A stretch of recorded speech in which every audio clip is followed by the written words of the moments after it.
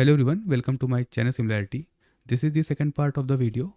So in the previous part we have created till the gradient here, and as you can see this is our gradient. All the points before the start point has a value of 0, and all the points after the start point has an incremental increase in the gradient value. Okay. Also, one more thing, the file I've been working on the previous part got corrupted, so I have to recreate this whole thing from scratch. So the curve might look different to you because I have to redraw it, but don't worry, the rest of the code still works the same. Just the look of the curve might change for you. Okay. Okay, so let's just continue from here.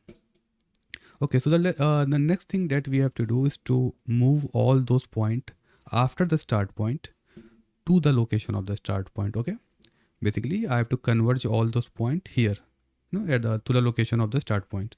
Okay, so let's create a attribute triangle here. We can call it converge points. Okay, so the first thing we have to do is to get the point number of the start point. Okay, also let me close this here. So what I'm trying to do is to get the point number of the start point. Start point.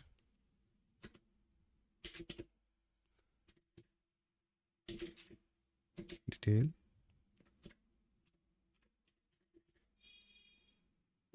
And we already stored this in the detail attribute, so we can get directly from there. You can see here we already have this point number stored in the detail attribute here, right? And that's how we got it here. Okay, and the next thing, we also need the point number of the center point as well. And don't worry, once we write all the code, then I'll explain why we need all these things. Center point.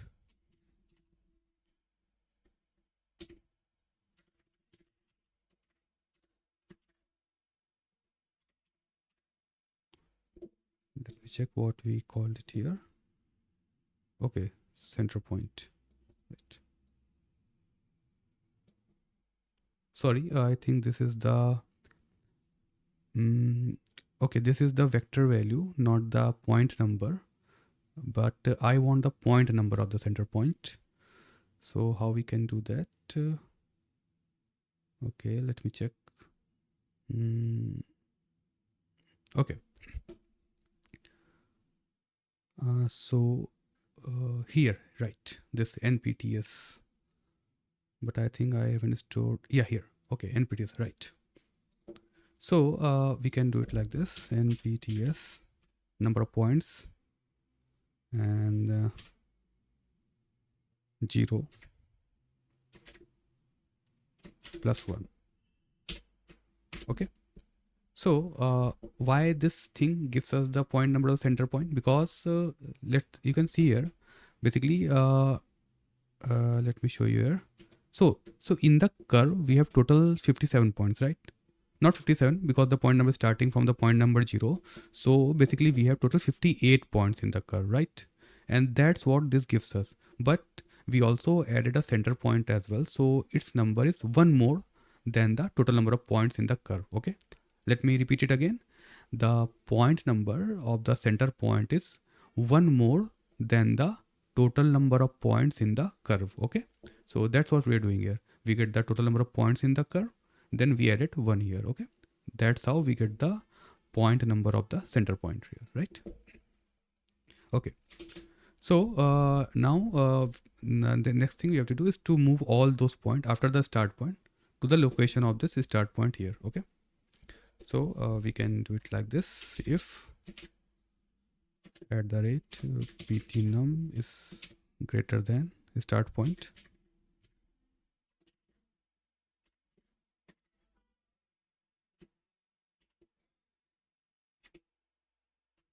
v@p equals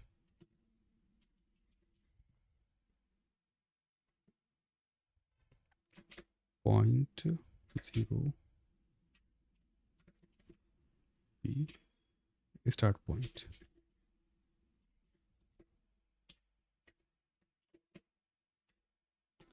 Okay, but see, all the points after start point, move to the location of the start point. But one more thing has happened, our center point also move to the location of the start point, so that's not what we want. So we can do something like this here. If at the rate pt num is not equals to center point,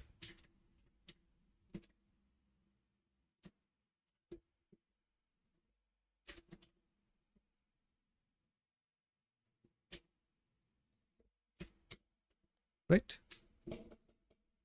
Okay, so that's how we basically converge all the points here. Okay, also don't worry, you'll understand why we have to converge the point once we start rotating it. Okay, just for now, just remember it, that we have converged all the points after the start point to the location of the start point. Okay, okay, so the next thing we have to do is to rotate the curve here. So let me write attribute wrangle here, and we can call it rotate. Also we are scaling as well, so we can write rotate and scale. Okay, so the next thing that we need to do here is to create the axis around which we want to rotate the curve. So we can create the parameter here.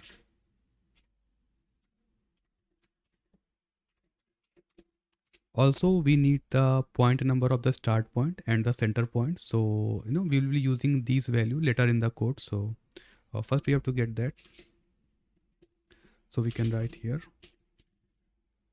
start pt detail. And if you remember, we already stored this value in the detail attribute. Here you can see here this start point. Okay, so we can get this value from here.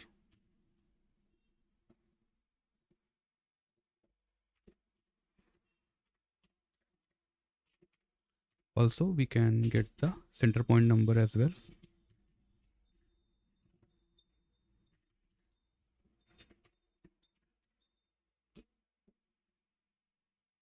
So let me check if we have the center point number. Okay, we have the position of the center point but not the point number, so let's see how we can get that. Okay, we can use this value here. Okay, basically this gives us total number of points in the curve, right? So what we can do here is we can write something like this: npts, and we can do the +1 here. Okay, so for what is happening here, basically first we get the total number of points in the curve, then we add 1 to it, and that's how we can get the point number of the center point, because center point is the last point in the geometry, and that's why we are getting the correct value here. Okay, and the next thing we have to do is to create an angle gradient, so that the points which are further away from the start point will have more rotation than the point which are closer to the start point. So we can write angle grad, and we can write if at the rate pt num is greater than start pt, because we want to rotate only the point which are after the which the point which are lying after the start point. Okay, we only want those point to rotate, and we can write here float, sorry, angle grad equals. Also if you remember, we already created the gradient here, you can see, and this gradient value, let me check how this works here. Okay, so you can see here basically this gradient value begin from the start point with value of 0 and goes up till the last point here, and this value is increasing, it has a incremental increase in its value Like 1 2 3 4 5 till the last point number 21. So what we can do here, basically I am going to fit this value in the range 0 to 1. Okay, so what we can do here is fit I at the rate grad, and this value goes from 0 to the last point number after the start point, you know, if even if we start counting from the start point. So let me check if we have this value stored somewhere here. See, total points, basically total point is the total number of points from the start point. Okay, so we can use this here, and let me also create a local variable here, tpts total points detail 0.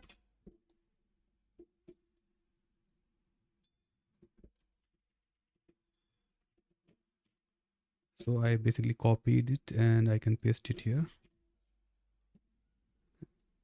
and here. Okay, so what we can do, basically this value goes from tpts -1, because you know this value is also counting the start point. Okay, so that's why I'm doing the -1 here, right? Then we can write this value, I want this from 0 to 1, and then we need to create the actual angle value, right? So we can write angle, basically this is the amount by which we want to rotate the curve. So we can write ch angle. Also I will be multiplying this by the gradient we have created here. Okay, also one more thing, we will be using this value inside the matrix, so I have to convert this value into radians,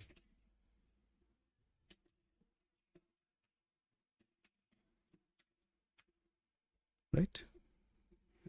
Also one more thing. Okay, now what we have to do, we have to create a matrix here, and we can create it to like this, matrix mat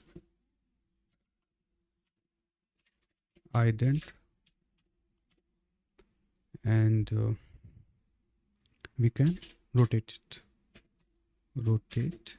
So what it needs is needs a matrix and the amount and the axis. Okay, so this is our matrix, this is the amount by which we want to rotate it, and this is the axis we have created. Okay, and then we can write v at the rate p multiply mat. Okay, so this is the axis, around y-axis we want to rotate it, and let me check if, okay, first let me set the range here.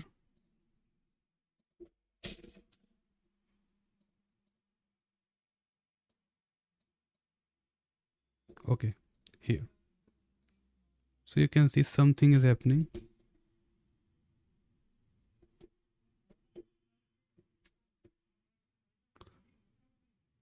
Okay, first of all there are multiple issues here, and okay, first of all, the, you know, the what we say, like the direction of the rotation, it's anti-clockwise. So let me change this so we can, you know, write minus here. Okay, this is right.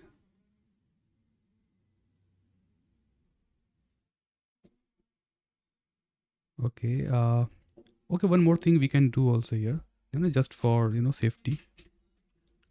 See, we don't want the this final point, this center point to rotate, so we can also write something like this here as well. If at the rate pt num is not equals to center pt, right? You know, just for the safety, you know, for if something, because I don't want the center point to rotate, because if I remember when I initially created this setup, this error is happening. So, you know, just for the precautions, I have written this here. Okay, okay, I think this is rotating perfectly fine here, and what we can do right now, okay, but there's one issue here. Let me tell you what that is. If you remember, you can see here, if you see it, you can see the basically the rotation is happening around this origin, not the center point.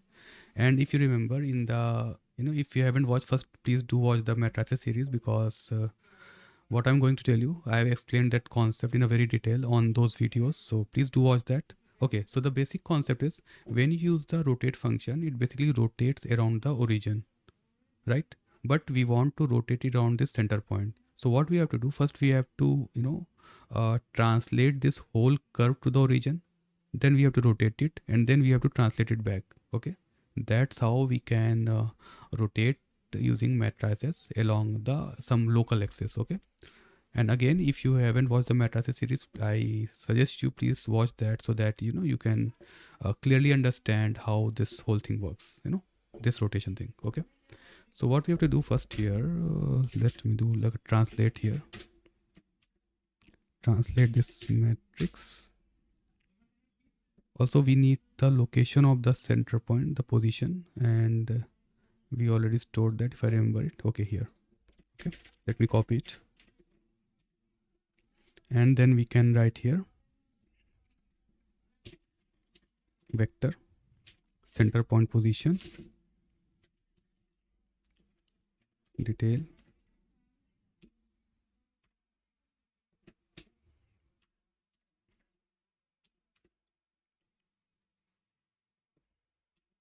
Okay, and now we can use this here. So you can see here what we have done here, we have moved our curve to the origin, and now the rotation is looking perfectly fine. And next thing we have to do is to move it back. So we can simply just copy it here and paste it here.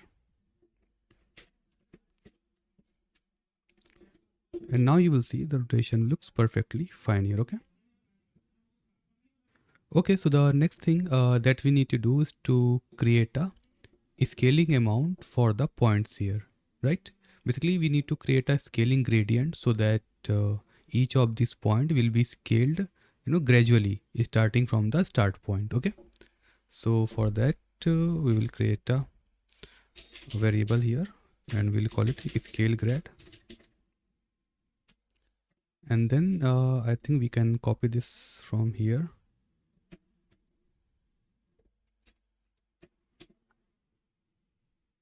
And we can write scale grad. Okay, and the value of scale grad goes, okay, I think this is fine, goes from 0 to 1. And also one more thing, see all the points which are lying before the start point, should have a scale gradient value of 0, sorry, scale gradient value of 1, right? Because we don't want these points to scale. So we can also write something like this here, else scale grad equals 1.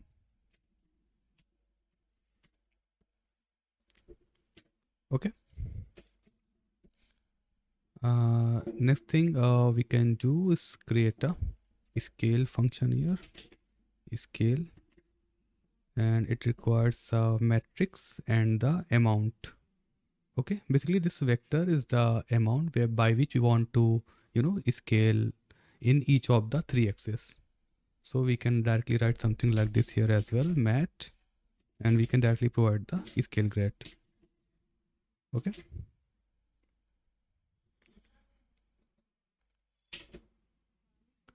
And let's check if this is working fine or not.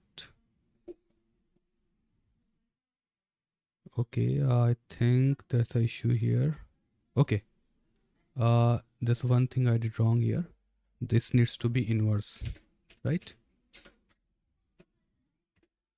Okay, because the point which are closer to the start point, we don't want any kind of scaling to those points. See, that's why the value is 1 here, and the point which are further away needs the maximum amount of scaling. That's why the value of 0.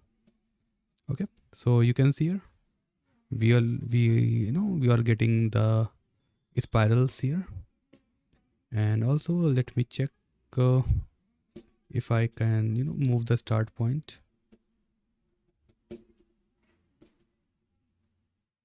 Yeah, I think this is working perfectly fine here. Okay, one more thing we have to do is to we see I don't want the center point here, so we can delete that. So how we can do that? We can do if @ptnum equals center point here, and then we can put this point inside a group. We can call this center pt. Sorry, it's called I group center point. Okay, equals 1, and we can use the blast node here.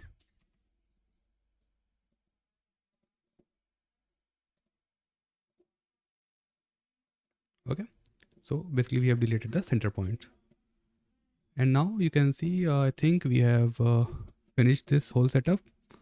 And let me just check it once more.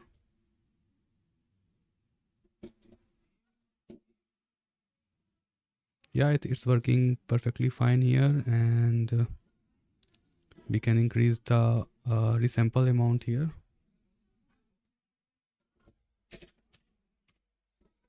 And let me close this visualization here, and center point.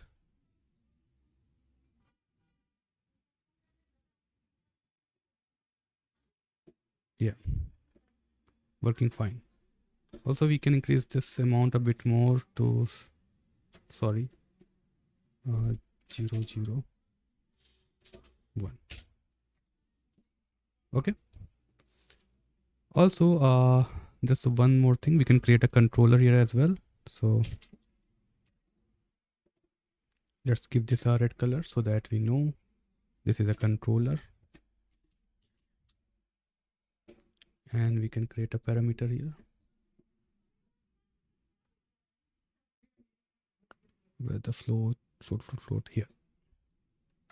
So basically this will be the angle, sorry, not the angle, let's call it the start point.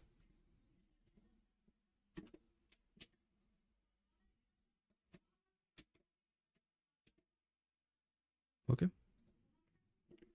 also what we will needing more, we need the angle as well.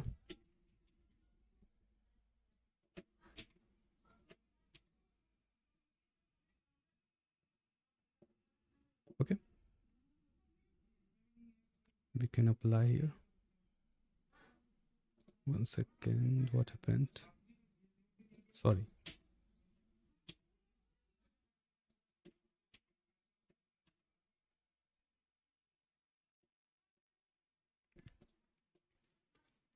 Okay,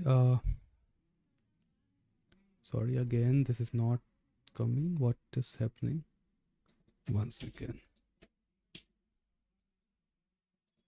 Okay, here. Also, we need also one more thing is left. We have to set this value to a very high number like this. Okay, and we can link those parameters here. So basically this is a start point. So what we can do, copy parameter, paste relative reference, right? Also we can create a parameter for radius as well. Parameter interface,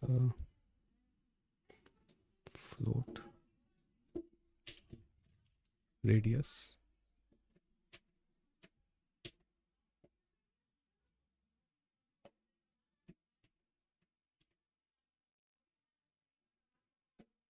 And we can also set the value to, I think this is fine. Okay, so we can copy this as well, copy parameter, paste relative reference, and what more we want here, angle, right? So copy parameter, and we can do this here. Okay, now let's check if this is working fine or not. Let me first do the radius here, start point, and let's check the angle. Okay, something is not working. What is that? I believe it's the angle. Angle is fine. Is it the start point? Okay, yeah, working correctly. Okay, so you can see here this is working fine. I think the range here is okay. Okay, that's the problem.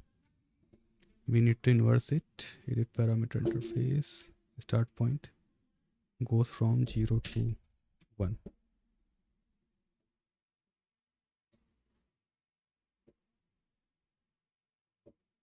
Right? Also, see, if you want to, increase the number of coils as we move along the curve, you can do something like this here. Okay, so what we can do here, we can directly create the keyframes here. So let me put the value 1 here, and then we can put the value 0 here. Right? And then here we can do $ff $fend, and then we can multiply this by 10,000. And now you can see as we move, the number of coils, or you can say the number of spirals, also increases, right? And we can also increase the radius amount from here.